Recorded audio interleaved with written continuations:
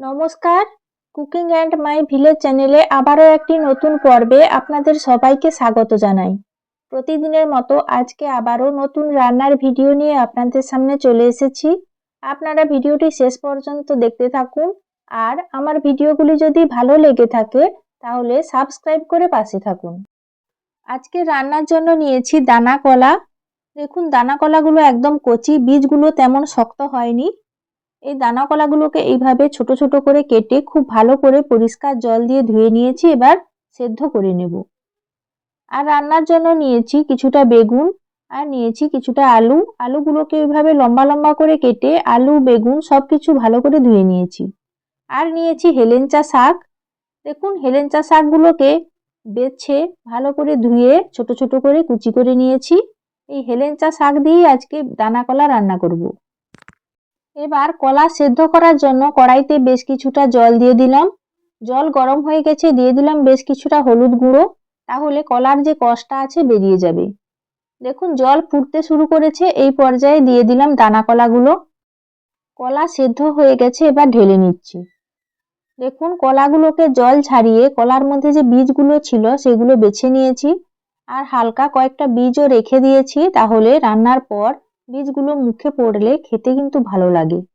রান্নাতে দেওয়ার জন্য বাড়িতে তৈরি করা কয়েকটা বড়ি নিয়ে নিয়েছি। এবার কড়াইতে তেল দিয়ে দিয়েছি। তেল গরম হয়ে গেছে, দিয়ে দিলাম বড়িগুলো। এবার নাড়াচাড়া করে বড়িগুলো খুব ভালো করে ভেজে নেব। বড়িগুলো ভালোভাবে ভাজা হয়ে গেছে, এবার তুলে নিচ্ছি। বড়ি ভাজা তেলের মধ্যে কেটে রাখা আলুগুলো দিয়ে আমি হালকা ভেজে নেব। দেখুন, এক এক করে সব আলুগুলো দিয়ে কিছুটা লবণ দিয়ে দিলাম। এবার নাড়াচাড়া করে আলুগুলোকে হালকা ভেজে নেব।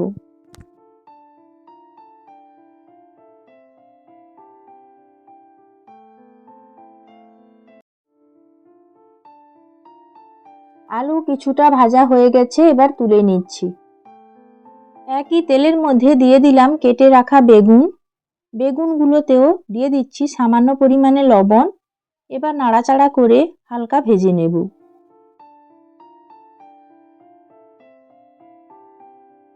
আলুর মতো একইভাবে বেগুনগুলোকে হালকা ভেজে তুলে নিচ্ছি। এবার রান্নার জন্য দিয়ে দিচ্ছি বেশ কিছুটা তেল। তেল একটু বেশি পরিমাণেই দিলাম। এবার দিয়ে দিচ্ছি গোটা শুকনো লঙ্কা ফোড়ন। এবার নাড়াচাড়া করে লঙ্কাগুলো খুব ভালো করে ভেজে নিচ্ছি। লঙ্কা থেকে ভাজা গন্ধ বেরিয়েছে, দিয়ে দিলাম 5 ফোড়ন। এবার দিয়ে দিচ্ছি কাঁচা লঙ্কা চেরা। নাড়াচাড়া করে ফোড়ন খুব ভালো করে ভেজে নেব। আজকে আমি নিরামিষ রান্না করব, তাই পেঁয়াজ রসুন কোনো কিছুই ব্যবহার করব না।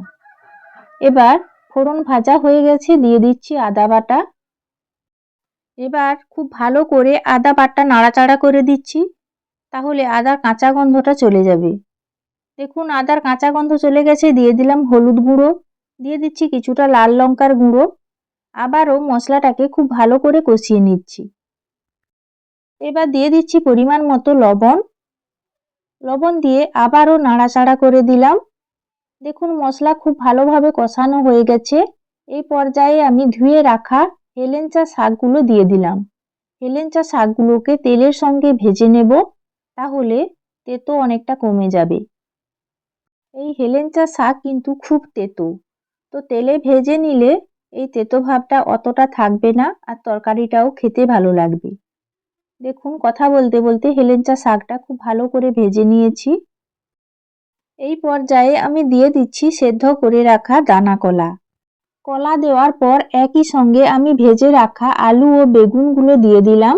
এবার খুন্তি দিয়ে খুব ভালো করে মশলার সঙ্গে সবজিগুলোকে নাড়াচাড়া করে নেব।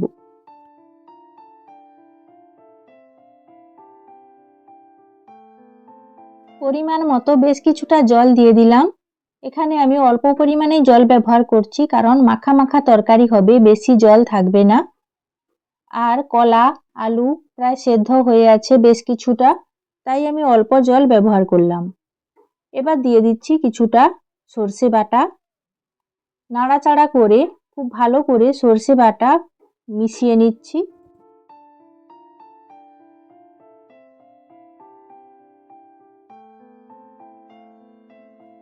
কিছু সময় পর দেখুন তরকারিটা খুব ভালোভাবে ফুটে গেছে। খুন্তি দিয়ে আমি নাড়াচাড়া করে সবজিগুলোকে ওপর নিচ করে দিচ্ছি। এবার স্বাদের জন্য দিয়ে দিলাম সামান্য পরিমাণে চিনি। নাড়াচাড়া করে চিনি খুব ভালোভাবে তরকারির সঙ্গে মিশিয়ে নিচ্ছি। হেলেঞ্চা শাক দিয়ে দানা কলার তরকারিটা রান্না হয়ে গেছে। দেখুন গামাখা হয়ে গেছে। আবারও আমি 2-4 বার নাড়াচাড়া করে তরকারিটা আমি ঢেলে নিচ্ছি। গরমের সময় তেতো জাতীয় খাবার খাওয়া আমাদের শরীরের পক্ষে খুব উপকারী। তাই গরমের সময় এইভাবে হেলেঞ্চা শাক দিয়ে দানা কলা রান্না করে খাবেন, খেতে কিন্তু খুব ভালো লাগে। এবার ভেজে রাখা বড়িগুলোকে আমি হালকা ভেঙে উপর থেকে ছড়িয়ে দিচ্ছি। আশা করি এই হেলেঞ্চা শাক দিয়ে দানা কলার তরকারি রান্নাটা আপনাদের ভালো লেগেছে। আর ভিডিওটি যদি আপনাদের ভালো লেগে থাকে তাহলে লাইক, শেয়ার ও কমেন্ট করে দেবেন।